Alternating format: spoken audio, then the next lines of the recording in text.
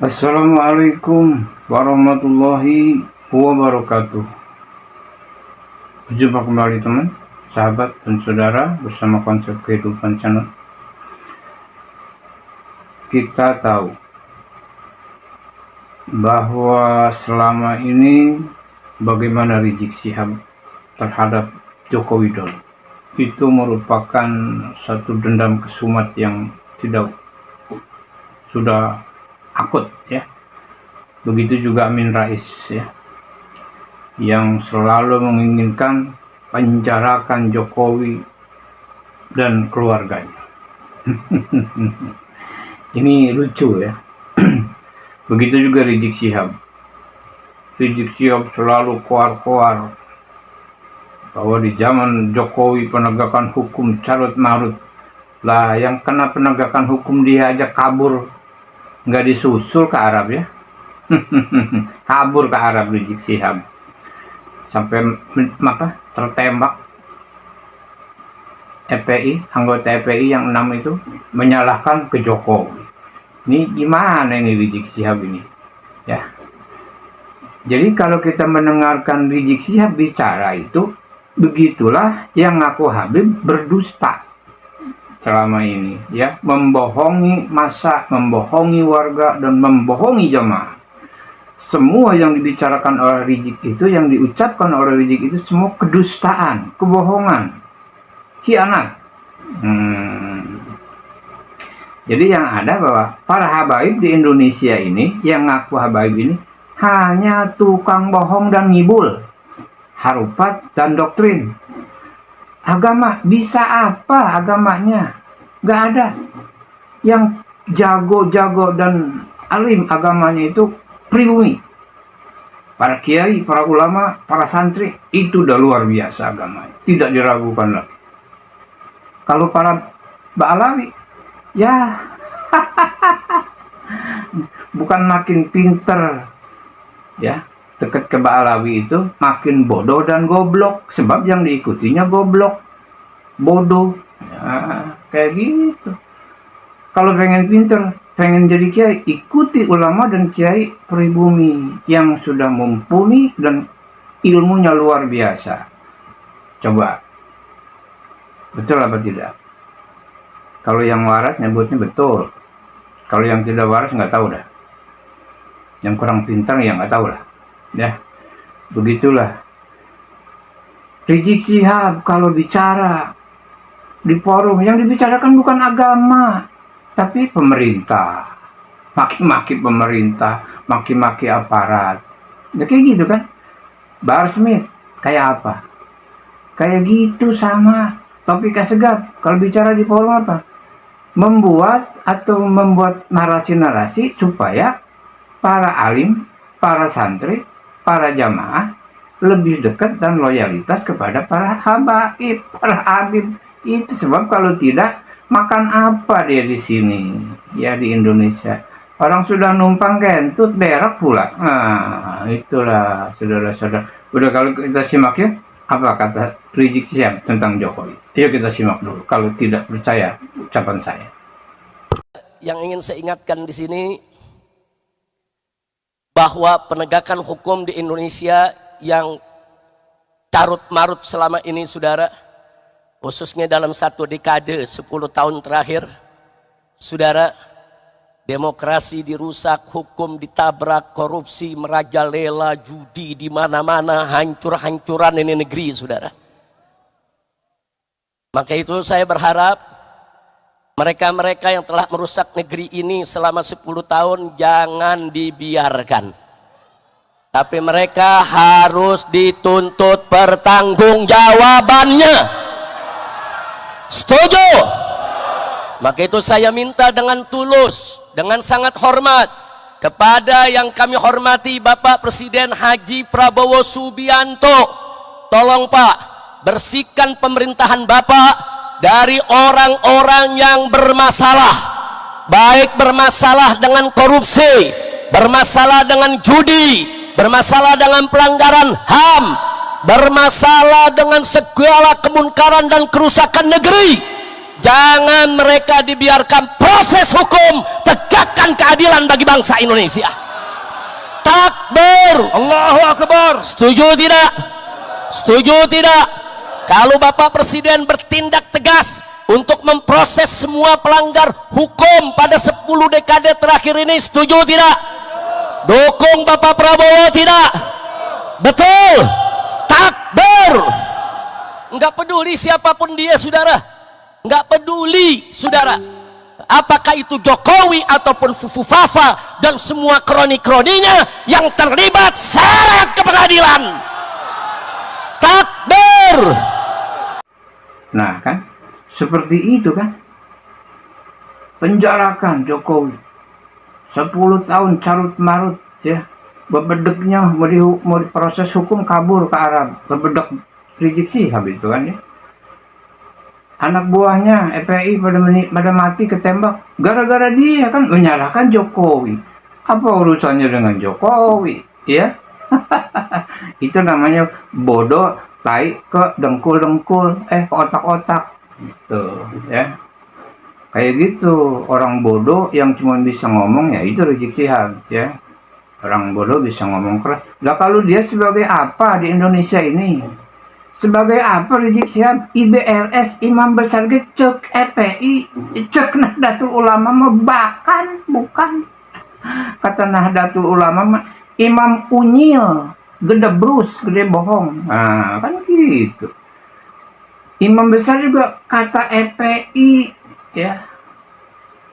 Kalau kata Nahdlatul Ulama, Imam gede brus, Unyil, gede bohong. Kalau Muhammadiyah, bukan imam-imam acan itu mah. Kalau kata Muhammadiyah mah apa barang tukang sayur kali, ya. Ya saudara, sebagai pencerahan, ya, orang-orang yang menginginkan Jokowi itu dipenjara ini, simak, ya. Ada pencerahan dari Ustaz Latif dan juga dari seorang politikus, ya, Subiakto, yang akan menjelaskan dan memaparkan, ya, yang akan memaparkan kondisi yang sebenarnya. Ayo kita simak, mudah-mudahan bermanfaat, ya. Jangan kayak Rizik Syihab, mudah-mudahan ntar lagi disembelih. Amin. Yuk kita simak. Kita di Indonesia carikan negara beragama sebebas Indonesia. Carikan saya, Pak. Coba Bapak berkiblat ke Timur Tengah, anggaplah Saudi. Bapak pikir gampang ceramah di Saudi? Enggak, Pak. Kalau enggak direkomendasi kerajaan, enggak bakal, Pak, biar Bapak ahli agama. Ayo coba. Carikan negara seperti Indonesia paling gampang bangun masjid. Timur Tengah, oh enggak, Pak, biar Bapak punya duit. Enggak bisa. Tetangga kita paling dekat, Malaysia. Yang sudah dideklarir, dia tulis dalam institusi negaranya, konstitusi negaranya, Malaysia adalah negara Islam dengan bermazhab Syafi'i. Tapi apa Bapak gampang bikin masjid di Malaysia? Enggak, Pak, biar Bapak juragan kalau enggak dapat izin kerajaan enggak bisa.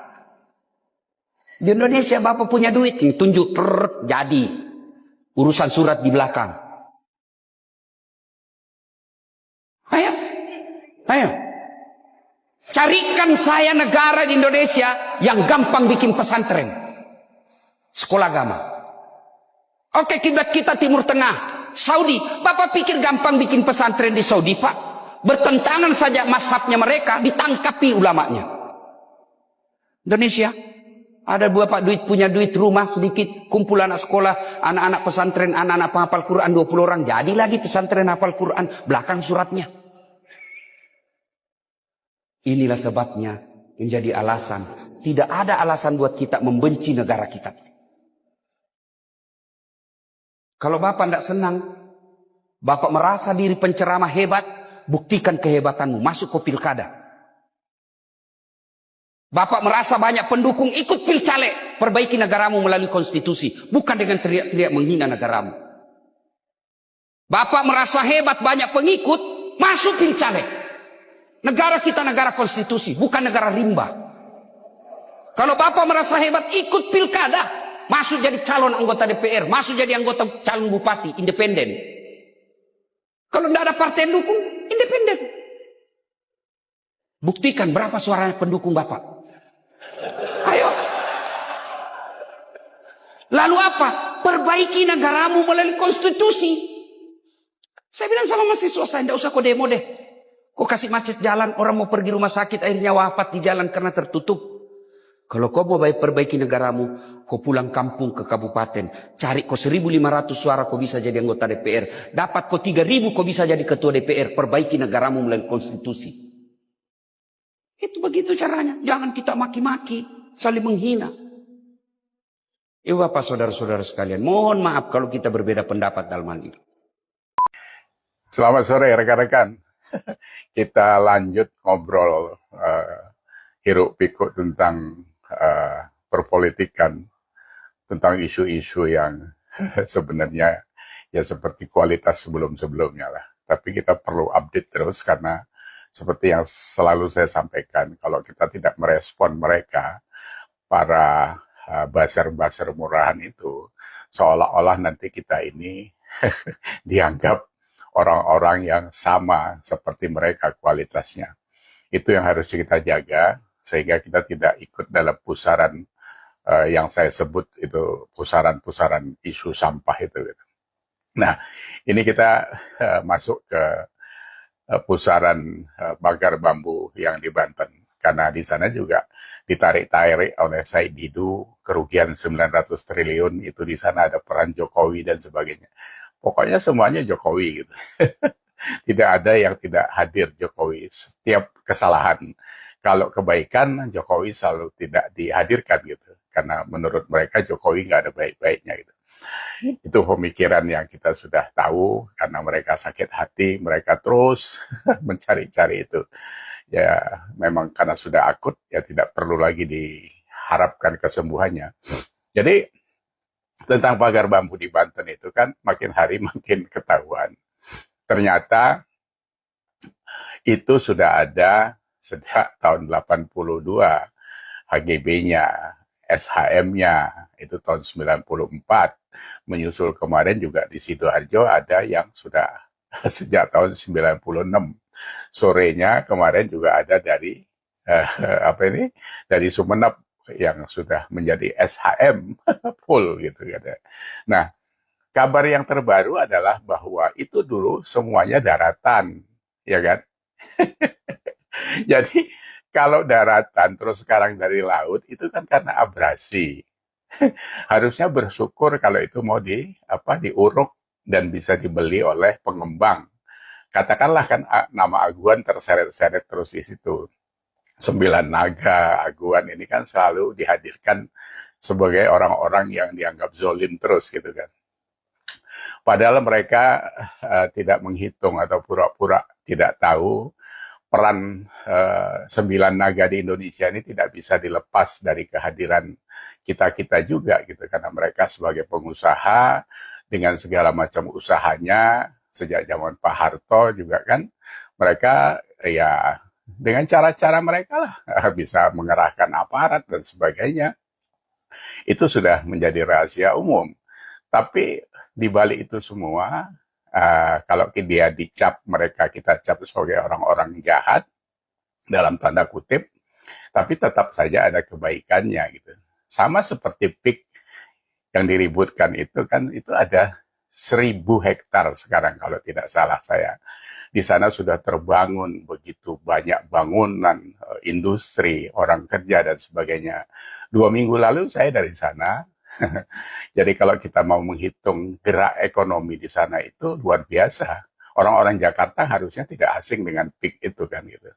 Jadi dari mulai pembantu rumah tangga, dari mulai tukang sapu, penjaga restoran, penjaga usaha lain, mal dan sebagainya, itu melibatkan ribuan tenaga kerja yang hadir dari pemikiran-pemikiran mereka gitu. Jadi usahawan-usahawan ini yang kita sebut konglomerat, oligarki atau apa sajalah, itu tetap saja ada dampak baiknya gitu. Jadi tidak semuanya jelek. Ya, jangan etnis Tionghoa ini terus dianggap orang yang menjajah Indonesia gitu. Mereka hadir lahir di sini, besar di sini, ikut membesarkan Indonesia, membayar pajak, ya. Kalau satu dua ada yang nakal itu sama juga dengan kita kan. Orang sendal di masjid aja bisa hilang kan gitu kan. Ya, kadarnya berbeda-beda. Tapi kalau yang nakal tidak baik dan baik itu kan selalu aja dalam jalan beriringan. Nah, eh, mereka-mereka ini juga jumlahnya sekitar berapa? 11 juta orang etnis Tionghoa dan etnis Chinese yang kita anggap sebagai keluarga kita ini bergerak di bidang segala macam lah. Konglomerat di sini orang kaya Indonesia kan kebanyakan dari mereka. Nah, kalau Banten itu terus dijadiin isu, digoreng menjadi isu politik, ditarik-tarik Jokowi ada di sana, Said Didu sampai nyemplung ke laut mau nyabut bambu dan sebagainya, itu mah framing murahan, kampungan itu gitu. Ternyata jeder, sekarang kita tahu bahwa itu dulunya daratan yang dapat SHM, dapat HGU. Siapa yang bermain, siapa yang melenceng, ya itu harus dibenerin. Tapi bukan berarti terus itu menjadi isu yang seolah-olah Indonesia mau kiamat gara-gara pagar bambu itu. Kalau kita mau runut semuanya, kalau dikumpuli, mungkin sudah jutaan hektar kasus yang sama terjadi di garis pantai Indonesia. Karena kita ini kan luas lautnya 70% dari daratan. Belum lagi kalau ditinjau dari kebutuhan-kebutuhan yang terjadi di Jakarta itu. Karena 60% ekonomi bergerak di Jakarta. 60% penduduk Indonesia hidup di Jawa. Jakarta itu kan kepadatannya tuh 10 kali kepadatan Jawa Barat. Dia 16.000 orang per kilometer. Jawa Barat 1.600, Jawa Tengah 1.200, Jawa Timur 850 orang per kilometer. Jawa 840-an orang. Orang begitu banyak. Di sana juga butuh pekerjaan, butuh makan, butuh semuanya. Kalau itu tidak ditampung di dalam wilayah usaha, bagaimana mereka dapat pekerjaan?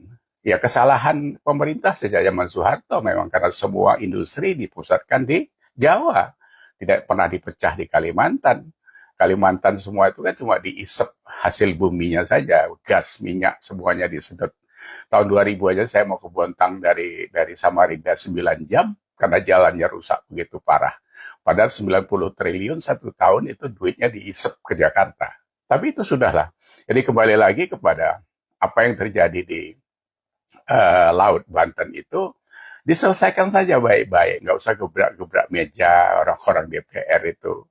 Semua carut-marut di negeri ini, kalian punya kontribusi, lembaga DPR, kepala dinas, bupati, hampir semuanya kalian terlibat di situ. Tinggal kadarnya aja masing-masing seperti apa.